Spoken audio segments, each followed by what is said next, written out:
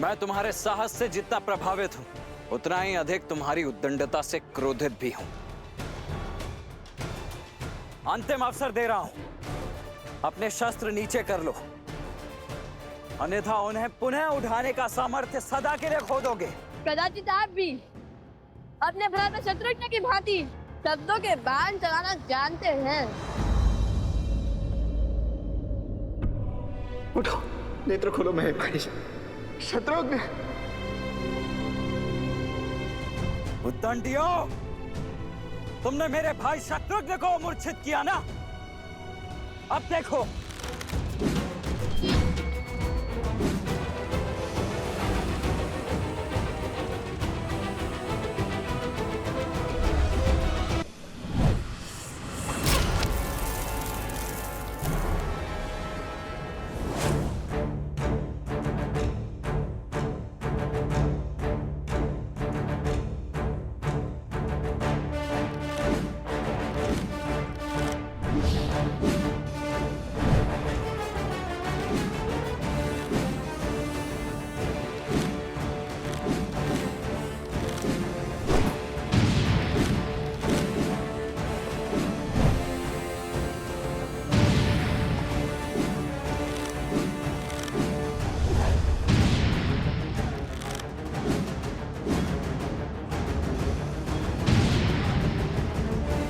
देख लिया तुम्हारा बाहुबल।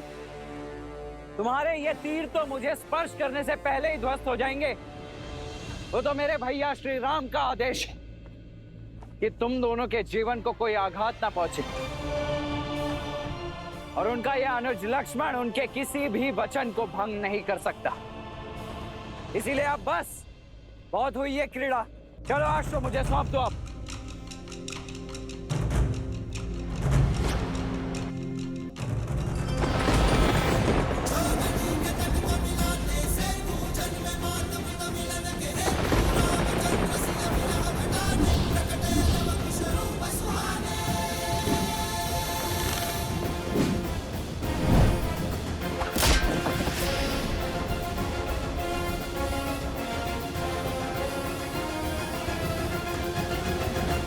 भला मैं कैसे समझाऊं कि प्रभु श्री राम के अंश हैं ये, बल और बुद्धि दोनों में विलक्षण हैं। लक्ष्मण भैया पहचान नहीं पा रहे हैं इन्हें।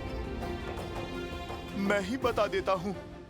लव और कुश अयोध्यापति श्री राम के पुत्र हैं, किंतु संसार को ये सत्य बताने का समय अभी नहीं आया। नहीं नहीं, मैं नहीं बता सकता। मैं लक्ष्मण भैया को कुछ नहीं कह सकता।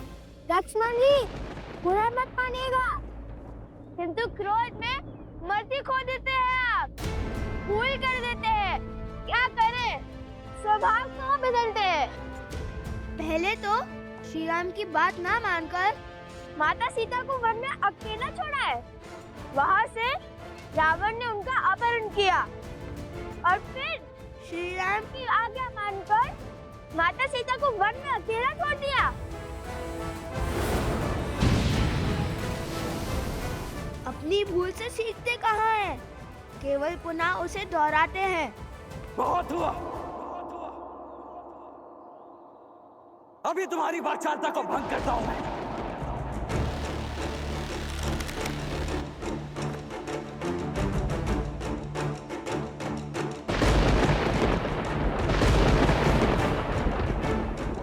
ये क्या? साक्षात प्रकृति किसी अशुभ का संकेत दे रही है।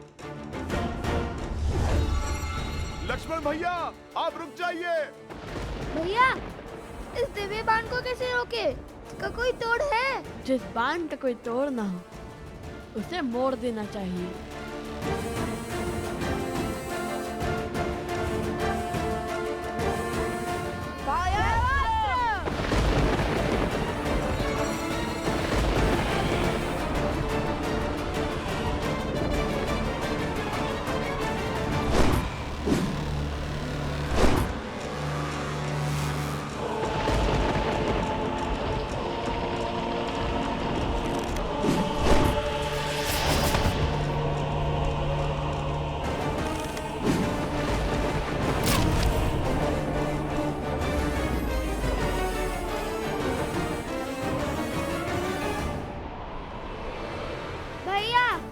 मुझे कुछ दिखाई नहीं दे रहा है। मुझे भी कुछ।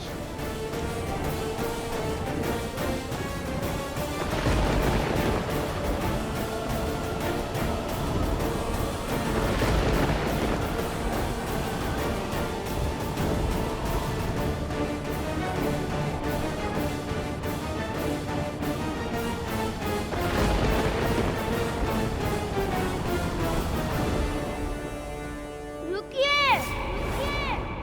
जब तक लव कुश जीवित है तब तक आप ये अश्व नहीं ले जा पाएंगे।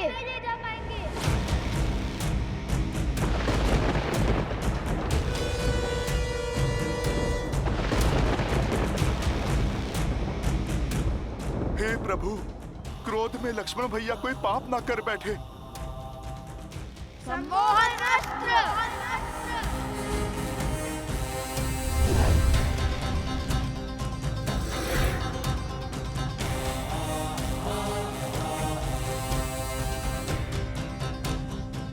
मैं तुम दोनों के सामर्थ्य का सम्मान करता हूं, परंतु अब तुम दोनों के हक के आगे विवश हो चुका हूं। वैसे सम्मोहन अस्त्र की काट है मेरे पास। अरुणास।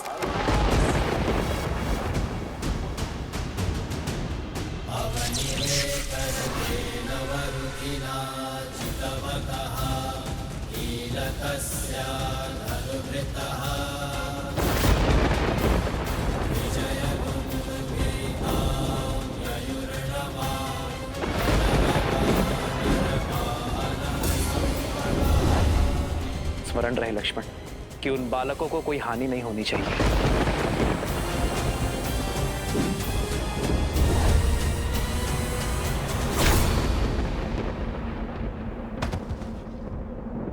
हो रघुकुल रीत सदा चलिया प्राण जाए पर वचन न जाई। देख क्या रहे हो? अपना कर्तव्य निभाओ। फिर अपने सेनापति को इसी क्षण ले जाओ, उनका उपचार कीजिए।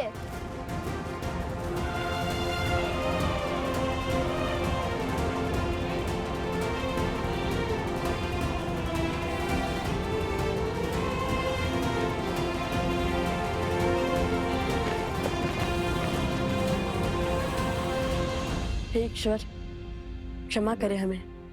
हमने प्रभु श्री राम के अनुज को अछेत किया है, किंतु माता सीता और प्रभु श्री राम के साथ के लिए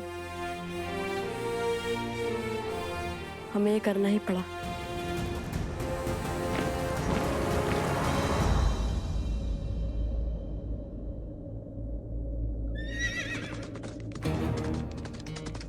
सावधान कुश, लगता है कोई आ रहा है। चलो शीघ्र यहाँ से कहीं दूर चलते हैं, ताकि किसी को भी हनुमान जी और अश्व के यहाँ होने का संदेह ना हो।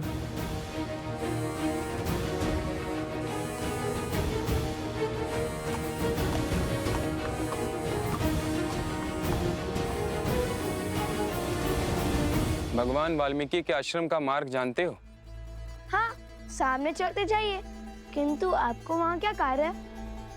हम दो ऋषि कुमार लव कुश के लिए महाराज धन्यमाली का संदेश लेकर आए हैं। फिर कहीं जाने की आवश्यकता नहीं है, हम ही लव कुश हैं।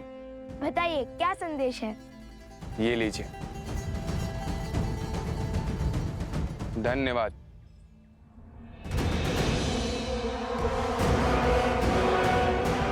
जाओ, जाकर बताओ लव कुश को कि उनकी माता कहाँ है, किस स्थिति में है, ताकि वो उस अश्व को छोड़ सीता को बचाने आए। और मैं अश्वमेध का अश्व पुनः चुराकर अपने प्रतिशोध का प्रथम पड़ाव पूर्ण करूं। किंतु महाराज, हाँ वो हनुमान हुआ तो? हनुमान?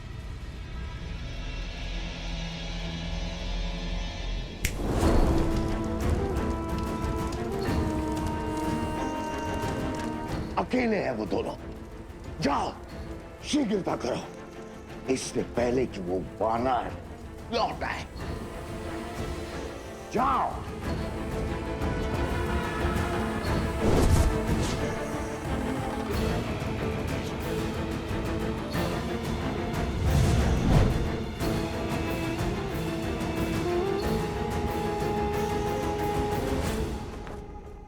हमारी माता को हमने बंदी बना लिया है।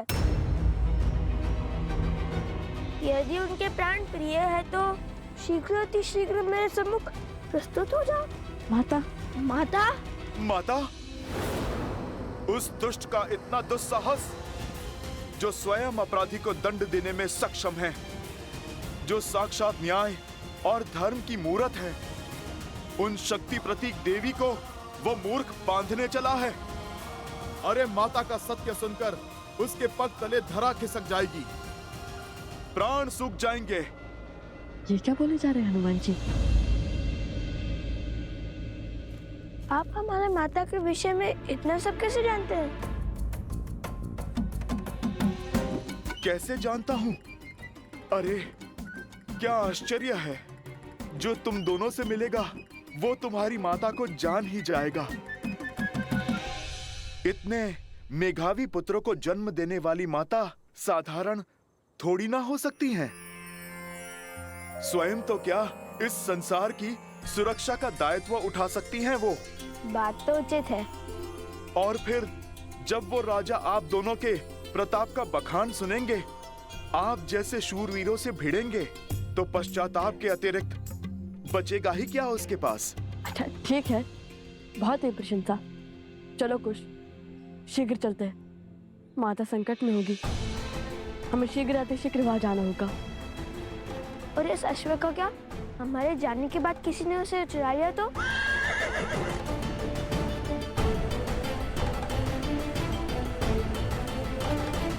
देवी, हम स्त्रियां हैं, पुरुषों से उलझना उचित नहीं है। आप हमारे साथ आइए, मंदिर के पिछले द्वार से निकल जाइए। आज आपकी चिंता ने मेरे चित्त को इस समाज के सत्य का दर्शन करवा दिए, और राम राज्य में स्त्रियों की स्थिति का भी। पर ये वो राम राज्य नहीं जिसकी कल्पना श्री राम ने की थी, पर इसी राम राज्य की अगली पीढ़ी इस सत्य को बदलेगी। धन्यवाद जो आप सब यहाँ मेरी सहायता के लिए आए, किंतु निश्चिंत रहिए, मुझ पर आने वाली हर आंच को पहले मेरी ढाल, मेरे पुत्रों का सामना करना होगा। अब मुझे इस दुष्ट को धर्म और राम राज्य का पाठ पढ़ाने दीजिए। आप चिंता के बंधन में मत पड़िए, आप बस मुझे इस बंधन से मुक्त कीजिए और बस आज्ञा दीजिए। मैं यूं गया और उस दुष्ट को पाठ पढ़ाकर यूं आया। नहीं नहीं नहीं, कितने जत्नों से बांधा है हमने आपको। अरे ऐसे कैसे खोल दे? नहीं नहीं, आप पे नहीं जाएंगे। ठीक है, मैंने समर्पण किया है अपनी इच्छा से। आप अपने सेवक पर विश्वास रखकर निश्चिंत होकर जाइए माता की रक्षा के लिए। इस अश्व की रक्षा मैं करूंगा, ना किसी का कोई छल चलने दूंगा और ना ही बल। और यदि किसी ने प्रयास किया भी तो आपके आने तक उसे यहीं पर बिठा लूंगा। धन्यवाद हनुमान जी। श्री गुरु चरण सरोज रज। विजयी भवा। आप शीघ्र जाओ, मेरी माता की और अपनी माता की रक्षा करो।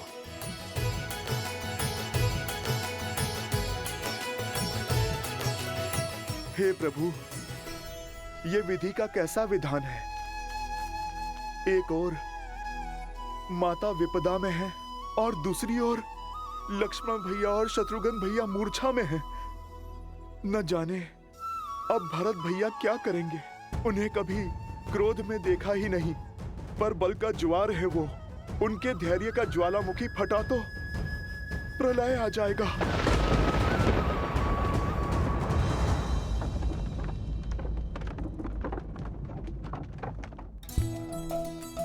अरे पकड़ो।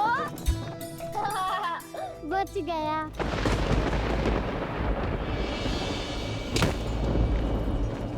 ये कैसी ध्वनि है? भागो, भीतर चलो। प्रतीत होता है बड़ी विपदा आने वाली है। ये वायु के वेग को चीरता हुआ किसका रथ आ रहा है?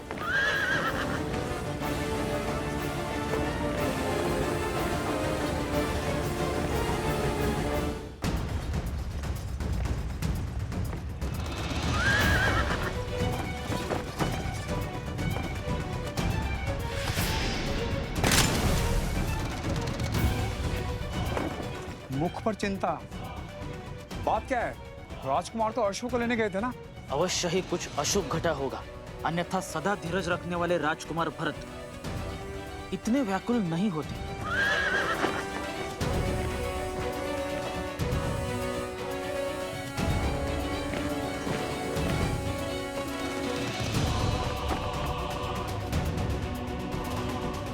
भैया, लक्ष्मण भी शत्रुघ्न की भांति सम्मोहन अस्त्र के वार से मूर्छित हो गया है।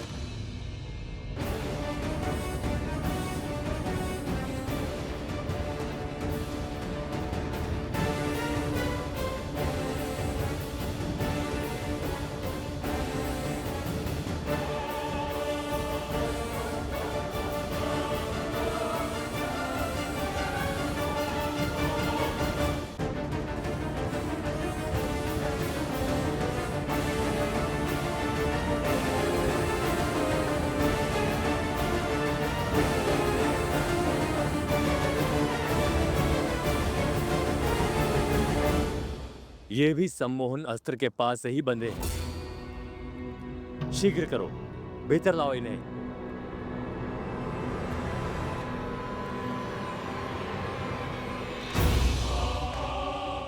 लक्ष्मण, उन बालकों के दुस्साहस ने उसे बलि चढ़ा दिया है।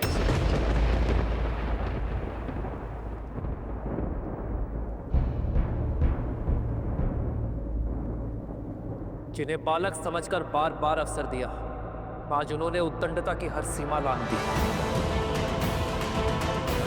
अब मैं स्वयं जाकर उन्हें उनके अपराध का दंड दूंगा।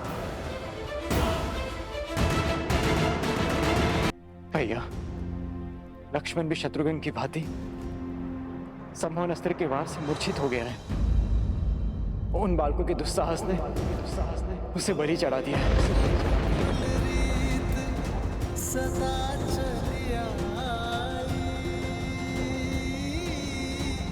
प्राण जाए पर वचन न जाए।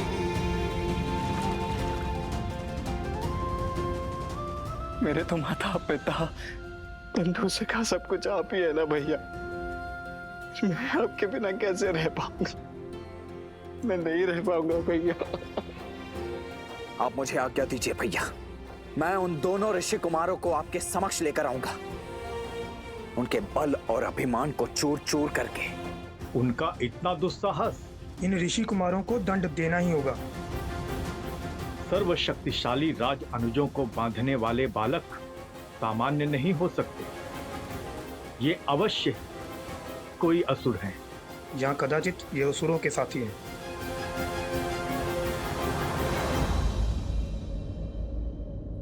जिन्हें बालक समझकर बार बार अवसर दिया, आज उन्होंने उद्दंडता की हर सीमा लांघ दी।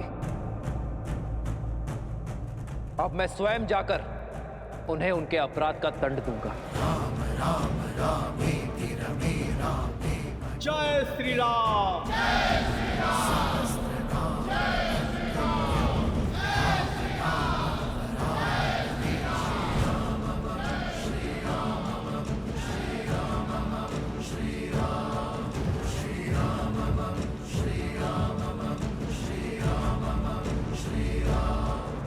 महाराज,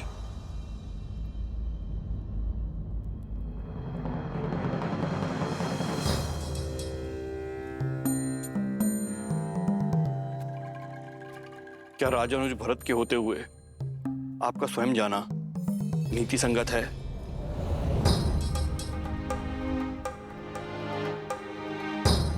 मेरी दृष्टि में जितना सम्मान आपके लिए है आचार्य, उतना ही सम्मान आपके शब्दों का भी है। किंतु बात अब किसी भी नीति के बंधन से बहुत आगे जा चुकी है। एक एक करके उन ऋषि कुमारों ने पहले मेरी सेना को, फिर मेरे भाइयों को परास्त किया। कुछ तो है आचार्य जिसे हम समझ नहीं पा रहे।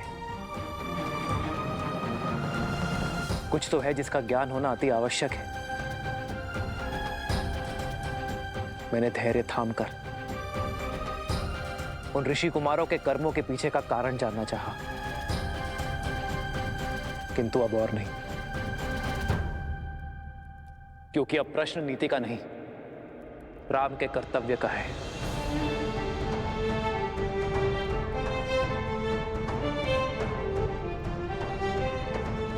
आज जब मेरे भाई मूर्छित पड़े हैं, तो आप चाहते हैं कि मैं हाथ पे हाथ धरे बैठा रहूं, किसी और अनिष्ट समाचार की प्रतीक्षा करूं? नहीं, अब मैं स्वयं इस समस्या का सामना करूंगा।